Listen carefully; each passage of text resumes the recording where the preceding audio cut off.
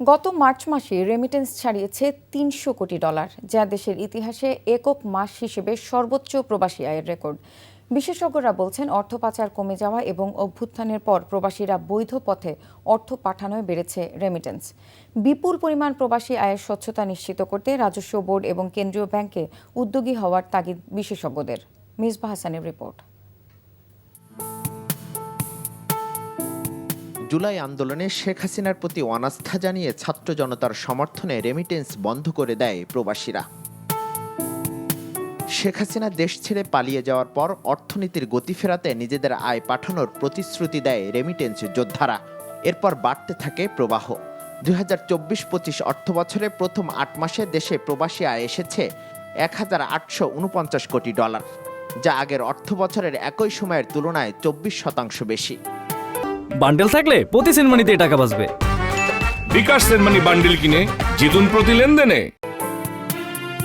হঠাৎ করেই প্রবাসী আয় বৃদ্ধির মূল কারণ জানালেন অর্থনীতি বিষয়ে গবেষক ও কেন্দ্রীয় ব্যাংকের মুখপাত্র। আস্তে আস্তে করে আমরা একটা ফর্মাল চ্যানেলে আসবার ঘটনা দেখেছি।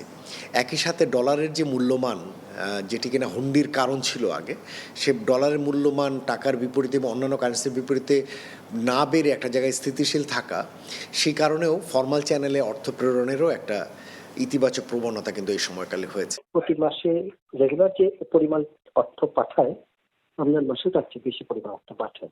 প্রবাসী যারা বহু বছর ধরে এই বিদেশে কাজ করছে, ফরওয়ার্ড চ্যানেল ব্যবহার করতো না, কিন্তু দেশপ্রেমে উদ্বুদ্ধ করেই হোক আর যে কোনো কারণে তারা অনুপ্রাণিত হয়ে ব্যাংকিং চ্যানেলে পূর্বের তুলনায় টাকা বেশি পাঠাচ্ছে।